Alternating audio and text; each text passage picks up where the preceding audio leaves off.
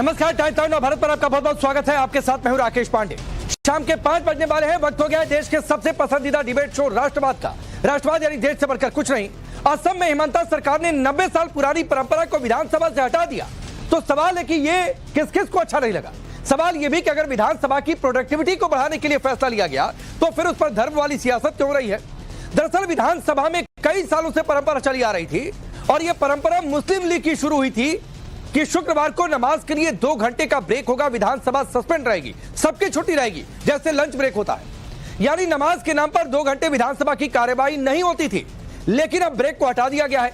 Break को हटाने के बाद अब विधानसभा की कार्यवाही चलती रहेगी। हालांकि जिसको नमाज पढ़ना है वो जाकर नमाज पढ़ सकता है। सरकार के इस फैसले का विपक्षी पार्टियां और मौलानाओं ने विरोध किया है। एआईयूडीएफ का कहना है कि जबरदस्ती अपना धर्म थोपने के लिए आजादी के पहले से चली आ रही परंपरा को तोड़ा जा रहा। वहीं मौलाना शाहबुद्दीन रजवी कह रहे हैं कि मुसलमानों को डराने के लिए ऐसा फैसला लिया। अब सवाल है कि अगर संविधान के धर्मनिरपेक्ष सिद्धांतों के तहत यह कदम उठाया गया है तो फिर इसका विरोध कितना सही है। देश की दूसरी किसी विधानसभा में तो ऐसा नहीं होता है। आज इसी मुद्दे पर करेंगे डिबेट, लेकिन पहले रिपोर्ट देखिए। আমি ইয়াক প্ৰভোগ কৰিব অহা নাই, ইয়াক আমি সিলেব্ৰেট কৰিব আহিছো। গতিকে এই কথাখিনি जुमे को लेकर देश की सियासत में एक बार फिर से हंगामा मचा है। जुमे के दिन असम विधानसभा में पहले से होता आया ब्रेक नहीं हुआ, क्योंकि हिमंता सरकार ने जुमे को 2 घंटे के लिए विधानसभा में होने वाले ब्रेक को हमेशा के लिए खत्म कर दिया है। ये फैसला लागू भी हो गया। वैसे तो ये फैसला पिछले साल अगस्त में हुई विधानसभा सत्र के आखिरी दिन ही ले लिया गया था। विपक्षी पार्टियों ने इसका विरोध भी किया, लेकिन इसे अब बजट सत्र से लागू कर दिया गया है। जुमे पर मिलने वाले ब्रेक को खत्म करने के फैसले का विरोध भी हो रहा है। जब इस फैसले को लागू किया गया, लेकिन मुस्लिम विधायक नमाज पढ़ने चले गए, जिससे चर्चा में भी शामिल नहीं हो सके। विपक्षी पार्टी एआईयूडीएफ ने फैसले पर आपत्ति जताई है। एआईयूडीएफ का कहना है ये परंपरा आजादी से पहले से चली आ रही थी। बीजेपी मुसलमानों को दुश्मन समझती है और जबरन अपना धर्म थोपने के लिए ऐसा कर रही। दुश्मनी है। अब आपको मालूम है कि बीजेपी वाले इनको धर्म को लेकर खेलना इनको अच्छा लगता है। किसी और धर्म पे अटैक करके अपने धर्म को थोपना ये इनका आइडियोलॉजी है। दूसरे के धर्म पे अटैक करो, दूसरे के धर्म को मतलब नीचा दिखाओ और अपना धर्म अपना आइडियोलॉजी जो है उसको थोपो। ये बीजेपी आरएसएस वालों का एक ट्रेडिशन है, मूड है। तो उन लोगों ने यहाँ वही किया है। इनका संख्या ज़्यादा है। हम लोगों ने इसको विरोध किया था, नहीं माना। ज़बरदस्ती हमको 1.5-2 घंटे के लिए जो हमको नमाज के लिए आना पड़ेगा, हम नमाज के लिए जाएंगे ही। वो चाहे ब्रेक दे, ब्रेक तो ख़त्म कर दिया, फिर भी हम नमाज तो हम छोड़ नहीं सकते। नमाज के लिए हम निकलेंगे, लेकिन उस 1.5 घंटे 1 घंटे का जो टाइम रहेगा उसमें जो भी इम्पोर्टेंट कभी बिल पे डिस्कशन होगा, कभी कुछ और इश्यूज़ पे डिस्कशन होगा जिसमें हमारा पार्टिसिपेशन नहीं रहेगा। डेमोक्रेसी के लिए अच्छी बात नहीं है। 31 MLAs को आप इम्पोर्टेंट इश्यूज से 1.5-2 घंटे के लिए 1 घंटे के लिए आप उसको डिप्राइव कर रहे हो और आप डिसीजन पे डिसीजन ले जाओगे। ये अच्छी बात नहीं है, गलत बात नहीं है, हेल्दी डेमोक्रेसी नहीं है।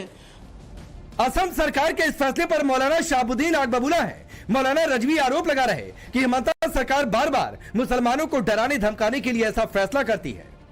इतना ही नहीं, मौलाना ने विधानसभा में भी नमाज पढ़ने की व्यवस्था करने की मांग तक कर दी है।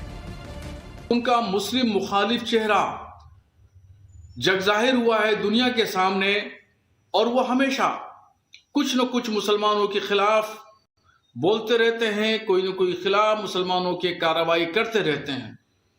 अभी गुज़िश्ता दिनों सीए और एनआरसी के नाम पर पूरे देश भर के मुसलमानों को डराया और धमकाया गया और ऐसे ही आसाम और बंगाल के मुसलमानों को मुख्यमंत्री जी हमेशा डराते रहते हैं और ये एक नमूना सामने आ गया है।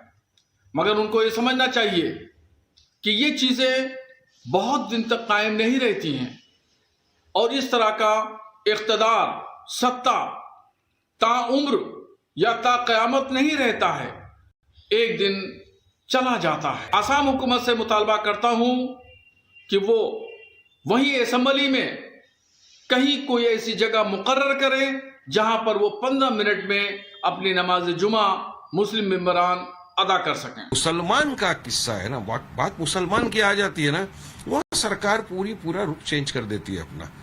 अब एक इंसान को 5 मिनट अगर अपने नमाज पढ़ने का वक्त दे दिया तो मैं समझता हूँ कि कौन सा हेवन फॉल हो जाएगा, कौन से तकलीफ हो जाएगी लोगों को। ये दिखाता है कि सरकार बोलती कुछ और है, सबका साथ सबका विकास की बात करती है, मगर रियल में इम्प्लीमेंटेशन करने की उनकी नीयत भी नहीं है और जीरो इम्प्लीमेंटेशन करती है। नमाज को लेकर कांग्रेस नेता हुसैन दलबई का कहना है ऐसा जानबूझकर किया जा रहा। मेरे ख्याल से रोजा जो रखता है ना, वो छुट्टी के लिए नहीं रखता। वो उनको अगर निकाल देना है तो निकाल दो, उसमें कुछ बड़ी बात है ऐसा मैं नहीं समझता। वो जानबूझ के किया जा रहा है। ऐसा एक रिस्पेक्ट है, पूरे दिन आदमी रोजा रखता है, वो 1 घंटा पहले अगर घर जाएगा तो कोई बड़ी बात होती है, ऐसा नहीं। लेकिन उनको नहीं रखना है तो नहीं रखिए, कोई मुसलमान उसके बारे में नहीं बोलेगा, क्योंकि मुसलमान रोजा रखता है, वो 1 घंटा छुट्टी मिलनी चाहिए इसलिए रखता नहीं। विपक्षी पार्टियां और मौलाना हिम्मत सरकार के फैसले का खुलकर विरोध कर रही, लेकिन हिम्मत सरकार की दलील है कि विधानसभा की प्रोडक्टिविटी को बढ़ावा देने के लिए ऐसा फैसला लिया गया। वहीं हाल ही में तेलंगाना और आंध्र प्रदेश की सरकार ने फैसला लिया कि रमजान के दौरान सभी सरकारी दफ्तरों, स्कूल दफ्तरों में मुस्लिम कर्मचारियों को 1 घंटे पहले छुट्टी पर जाने की इजाजत होगी। इस फैसले पर बीजेपी ने तुष्टीकरण की राजनीति का आरोप लगाया। अब सवाल है, क्या तेलंगाना की कांग्रेस सरकार ने मुस्लिम वोट बैंक के लिए रमजान में मुसलमानों को मोहलत देने का फैसला किया? ठीक उल्टे हिंदू वोट बैंक के ध्रुवीकरण के लिए क्या हिमंता सरकार ने सदियों से चली आ रही इस परंपरा को खत्म कर दिया? अब सवाल है, क्या हिमंता सरकार का फैसला सही है या गलत?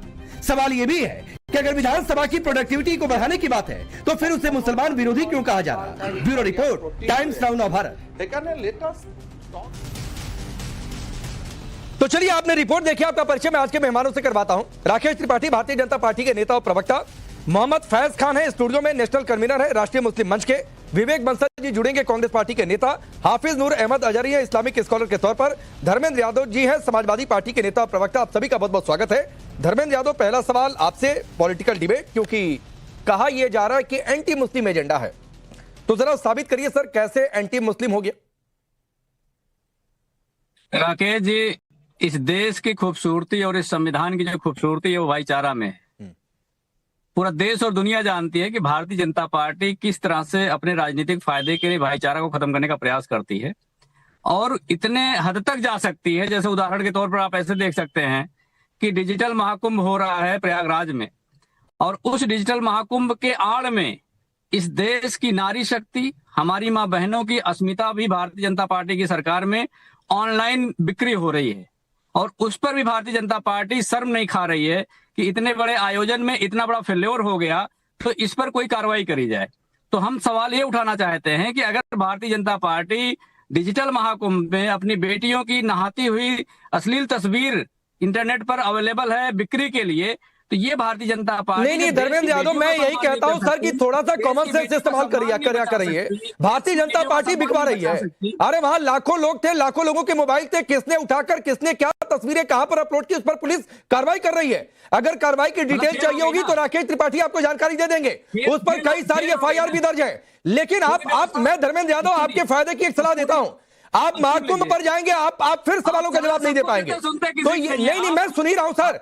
आपने 1.5 मिनट के आसपास बोला, मैंने पूछा कि ये नो जुमा ब्रेक कैसे एंटी मुस्लिम हुआ, ये साबित करिए। आप उस पर बोल ही नहीं रहे हैं, आप महाकुंभ में चले गए। महाकुंभ पर डिबेट करनी है तो बताइए, उस पर भी कर लेंगे, लेकिन आपका आज का टॉपिक महाकुंभ नहीं है। फॉर योर काइंड इन्फॉर्मेशन, बेटी की अस्मिता से बड़ा, हाँ भाई, तो उस पर कार्रवाई हो रही है। महिलाओं की अस्मिता से बड़ा कुछ नहीं हो सकता है। हमारे यहाँ नारियों की पूजा होती है, वेद पुराणों में महिलाओं की पूजा का जिक्र है, नारी शक्ति की पूजा का, लेकिन उस पर FIR दर्ज है, कार्रवाई हो रही है। जो उसके जिम्मेदार है छोड़े नहीं जाएंगे।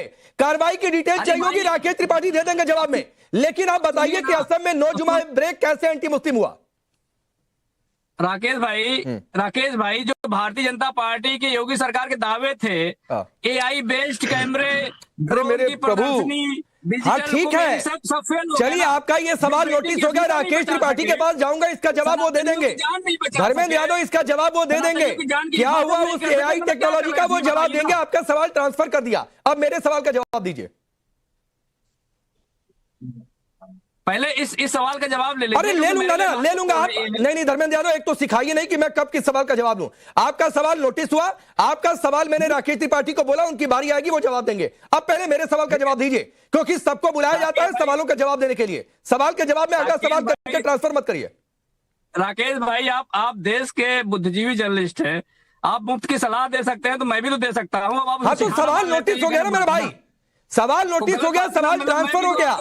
मैंने कह दिया कि राकेश त्रिपाठी उस पर जवाब देंगे, मैं सवाल से भाग नहीं रहा हूं और वो सवाल आपका जायज है, मैं ये भी कह रहा हूं, लेकिन मेरे सवाल का भी तो जवाब दीजिए, जो आज का टॉपिक है उस पर भी तो बात करिए। बताइए सवाल बताइए, सवाल बताइए। भाई साहब सवाल ही नहीं सुना। ओहो, असम विधानसभा में जो जुमा पर ब्रेक था मुस्लिम लीग का शुरू किया हुआ वो समाप्त हो गया है। इस फ्राइडे यानी जो बीता है जुमा, उस दिन विधानसभा में कोई जुमे को लेकर छुट्टी नहीं हुई है 2 घंटे की। ये एंटी मुस्लिम है तो कैसे ये साबित करिए? मैंने आपसे अपनी ओपनिंग रिमार्क में यही कहा था, ये देश और संविधान भाईचारे के लिए जाना जाता है। अगर इस देश में हर धर्म के लोग रहते हैं तो एक दूसरे धर्म का सम्मान करना हमारी जिम्मेदारी है। तो मतलब जुमा पर ब्रेक देना भाईचारा होता है? राष्ट्र प्रेम भी यही है। हाँ ठीक है, मतलब जुमा पर ब्रेक देना भाईचारे का सिग्नल है। सुन लीजिए, अब सुन लीजिए, मैं सुन ही रहा हूं सर, पिछले 3-4 मिनट से आप ही के पास हो धर्मेंद्र यादव, घड़ी देखा करिए। जुमा पर ब्रेक देना भाईचारे का प्रतीक होता है ना? हाँ तो ठीक है ना, जुमा पर ब्रेक देना भाईचारे का प्रतीक है आपके हिसाब से? अब सुन लीजिए ना, अब आप जैसे मान लीजिए आपके साथ कोई कलीग है जो मुस्लिम है। हाँ नहीं ठीक है, हमारे जो कलीग मुस्लिम है वो जाकर फ्राइडे के दिन जुमा पढ़कर आते हैं, दफ्तर में अलग से छुट्टी नहीं होती है, दफ्तर में अलग से जुमे के दिन ब्रेक नहीं होता है, उनको छूट है कि वो जाकर अपना जुमे की नमाज पढ़ के आएंगे जहां उन्हें पढ़ना होगा, कोई रोक टोक नहीं रहती है, लेकिन अलग से ब्रेक भी नहीं होता है। अब मुझे बताइए जुमा पर ब्रेक देना जरूरी है कि नहीं जरूरी है, पहले बताइए। ऐसा है किसी की आस्था पर, किसी की अरे ब्रेक देना जरूरी है कि नहीं है धर्मेंद्र यादव? वाले लोगों से कम राय मशवरा तो कर लेना चाहिए। अरे जरूरी है कि नहीं, आपकी राय क्या है? चलिए मशवरा कर रहा हूं, जरूरी है कि नहीं जरूरी है, आप अपनी राय बताइए। नहीं, किसी के धर्म की रक्षा हो। अरे आप बताइए ना, जरूरी है कि नहीं है जुमा पर ब्रेक देना? आपकी राय क्या है? समाजवादी पार्टी की राय क्या है? समाजवादी पार्टी की राय क्या है? नहीं, हमारी पार्टी की राय क्या पूछ रहा है, मुझे बताइए ना। क्यों पार्टी की राय नहीं है? मैंने कहा सभी धर्मों की रक्षा करनी है। अरे तो जुमा पर ब्रेक देने के बारे में आपकी पार्टी की राय क्या है धर्मेंद्र यादव? के साथ हम खड़े हुए हैं, और क्या बताएं, मुझे बताइए। जुमा पर ब्रेक देना सही है, गलत है, देना चाहिए नहीं देना चाहिए, आपकी पार्टी की राय क्या है? किसी भी धर्म के मानने वाले लोगों पर कोई भी अंकुश जुमा पर ब्रेक होना चाहिए कि नहीं होना चाहिए? अरे भाई किसी भी धर्म पर नहीं होना चाहिए। जुमा पर ब्रेक होना चाहिए कि नहीं होना चाहिए विधानसभा में? सारे धर्मों के मानने वाले लोग। अरे जुमा पर ब्रेक होना चाहिए कि नहीं विधानसभा में? चाहिए नहीं, कल को कोई दूसरे धर्म की बात करेगा। अरे जुमा पर ब्रेक होना चाहिए कि नहीं होना चाहिए विधानसभा में? विधानसभा अध्यक्ष और विधानसभा के जो नेता वो लोग तय करेंगे ना। अरे तो तय हो गया, अब बताइए वो सही है कि गलत है? अरे भाई ये बताइए, अगर उन्होंने कोई बिल पास किया है तो वहां की विधानसभा ने पास किया है, वो गलत है। अब मैं क्यों करीब घड़ी में 7 मिनट में धर्मेंद्र यादव आपके पास रहा और राकेश त्रिपाठी आप लोगों ने क्या किया भाई? महाकुंभ में 62 करोड़ डुबकी, ये उसके दबाव का असर है कि धर्मेंद्र यादव बता नहीं पा रहे हैं कि जुमा पर ब्रेक जो खत्म हुआ है असम की विधानसभा में वो सही है कि नहीं सही है, या फिर ये विधानसभा चुनावों के हार के दबाव का असर है, या फिर दिल्ली महाराष्ट्र हरियाणा ये जो हैट्रिक लग गई उसकी असर है? क्या है राकेश त्रिपाठी, क्या किया भाई आप लोगों ने? हिंदू एकता के नारे लगा के इनको डिरेल कर रहे हैं आप लोग। देखिए 55 करोड़ से ज्यादा लोगों ने जब कुंभ में स्नान कर लिया ना, तो उसके बाद से ही समाजवादी पार्टी और ऐसे तमाम विपक्षी दल जो हिंदुओं के भीतर जाति खोजने का काम करते थे वो बदहवास हो गए, बौखला गए हैं। समझ में नहीं आ रहा है कि किस सवाल का कैसे जवाब दें। महाकुंभ इतना इनके दिमाग में घूम रहा है कि अखिलेश यादव ने आज कहा है कि महाकुंभ और बढ़ा दिया जाए तब तक जब तक 100 करोड़ लोग ना नहा ले। सच बात यह है कि महाकुंभ को लेकर के उपहास उड़ाने की ये जो इनकी प्रवृत्ति थी ना, वो इनके लिए बहुत आज घातक हो रही है, क्योंकि प्रचंड हिंदू चेतना केवल इनके उकसावे से और जागृत हुई है। हमने एक है तो सेफ है का नारा दिया, हमने कहा कि बटोगे तो कटोगे, लेकिन सच बात यह है कि इनकी बदहवासी ने और हिंदुओं को एकजुट करने का काम किया है। निश्चित तौर पर धर्मेंद्र यादव इसके लिए बधाई के पात्र है। ये जितना बदहवास होकर के लगातार सनातन पर विरोधी टिप्पणियां करेंगे उतना ज्यादा हिंदू एकजुट होता जाएगा। देखिए लंच ब्रेक किया जाए, इस पर ब्रेक दिया जाए, तो फिर मंगलवार को हनुमान चालीसा के पाठ के ब्रेक की भी बात की जाएगी, फिर शनिवार को सुंदरकांड का पाठ करने के लिए भी ब्रेक की बात की जाएगी, फिर शुक्रवार को भी मां शक्ति की पूजा के लिए ब्रेक की बात की जाएगी। ये ब्रेक तो कहीं ही रुकेगा नहीं ना। सच बात यह है कि धर्मनिरपेक्ष जिसका झंडा आप उठाते हैं, इस धर्मनिरपेक्षता के नाम पर अगर कोई फैसला ले लिया जाए, सेकुलरिज्म के नाम पर फैसला ले लिया जाए, तो इनको रास नहीं आता है। ये चाहते हैं कि कम्युनल होना चाहिए, लेकिन ये कम्युनल केवल इस्लामिक सापेक्ष होना चाहिए, हिंदुओं के सापेक्ष नहीं। हिंदुओं के सापेक्ष कोई निर्णय ले लिया जाएगा तो वो कम्युनल कहलाएगा, और इस्लामिक सापेक्ष लिया जाएगा तो उसको सेकुलर कहलाएगा। ये सेकुलर और कम्युनल की इनकी जो एक पक्षपाती परिभाषा है ना, देश उसको स्वीकार करने को तैयार नहीं है। देश में नए निर्णय हो चुके हैं और इस नए निर्णय को आपको स्वीकार करना होगा। ठीक है धर्मेंद्र भाई, आप बोलिएगा, एक एक बार जरा सबके पास हो, देश भर में एक एक बार जरा सबके पास हो लूं। अब विवेक बंसल जी, आप बताइए, देश की सबसे पुरानी पार्टी है, आपकी राय क्या है सर जुमा ब्रेक पर? एंटी मुस्लिम है? राय ये है, मैं इस पे सिर्फ इतना कहना चाहूंगा, जो भी निर्णय लिया वो वहाँ की विधानसभा ने वहाँ की उत्पादकता, वहाँ के समय को मद्देनजर रखते हुए किया है। परंतु इसके साथ साथ कहीं ना कहीं एक ये ऐसा महसूस ना हो कि किसी एक मजहब को चिन्हित किया जा रहा है, किसी एक धर्म को चिन्हित किया जा रहा है। There has to be a uniformity, कोई कि हम इनके लिए अलग कानून, उनके लिए अलग कानून। सिर्फ मैं इतना ही कहना चाहूंगा। आपको महसूस हो रहा है क्या विवेक जी? देखिए बहुत सी चीजें हैं, मैं राकेश जी इस समय सार्वजनिक तौर पर नहीं कही जा सकती, पर मेरा इतने ही शब्दों में, चंद शब्दों में मैंने अपनी भावना। नहीं सर, तो इस सवाल का जवाब बताइए ना, ये तो राय बतानी पड़ेगी कि भाई ये एंटी मुस्लिम आपको प्रतीत हो रहा है क्या? कांग्रेस पार्टी को ये लग रहा है क्या? या तो नहीं लग रहा है, या तो लग रहा है, या तो फैसला सही है या तो गलत है। नहीं राकेश जी, कभी कभी चीजें गलत या सही के बीच में भी मध्यम देयर आर ग्रे एरिया। क्यों सीए आ जाए आप लोगों को गलत लग जाएगा, वो भी पास। मैंने किसानों पर कानून बने, वो भी पास, गलत लग जाएगा। ठीक है, ये एक फैसला हुआ, विधानसभा में पास भी हुआ, इसको आप सही गलत क्यों नहीं बता पा रहे हैं? ऐसी क्या मजबूरी है विवेक जी? मेरा राकेश जी कहना सिर्फ इतना है कि कहीं पर भी जो ये देश एक विभिन्न भिन्न धर्मों का, भिन्न भिन्न संस्कृतियों का, भाषाओं का ये देश है, यहाँ इस समानता दिखनी चाहिए। सिर्फ मेरा अरे सर, सब आपकी बातें ठीक है विवेक जी, मैं बहुत सम्मान के साथ हाथ जोड़कर कह रहा हूं, लेकिन मैं एक सवाल का जवाब जानना चाहता हूं कांग्रेस पार्टी से कि भाई ये नो जुमा ब्रेक का फैसला ठीक है गलत है? जुमा पर ब्रेक होना चाहिए, नहीं होना चाहिए? असम में ठीक हुआ है या गलत हुआ है? देखिए राकेश जी, मैंने अपने भाव रख दिए वहां की। नहीं सर, भाव क्या है? क्लियर कट ओपिनियन बताइए ना। विचार अपने रख दिए वहां की, अगर विधानसभा ने लिया है तो उसका तो सब, तो देश की संसद से भी बहुत कुछ होता है। आप तो ताल ठोक कर कहते हैं कि गलत हो गया। सीए पर पता नहीं कितना रोना रोया गया, किसानों के लिए कानून पर क्या हुआ इस देश में? आप राय रखते हैं ना, रखना भी चाहिए, विपक्ष का काम भी है। लोकतंत्र में कार्यपालिका ने कोई अगर फैसला लिया है तो उसको हम उस पे असहमत हो, सहमत हो, उससे कोई मतलब क्यों नहीं मतलब है? ट्रिपल तलाक पर आप लोगों ने विरोध दर्ज नहीं कराया, कानून बना तो। इतना सीए पर आप लोगों ने विरोध दर्ज नहीं कराया, कानून बना तो। इतना मेरा आग्रह है कि यूसीसी पर आप लोग विरोध दर्ज नहीं करा रहे हैं।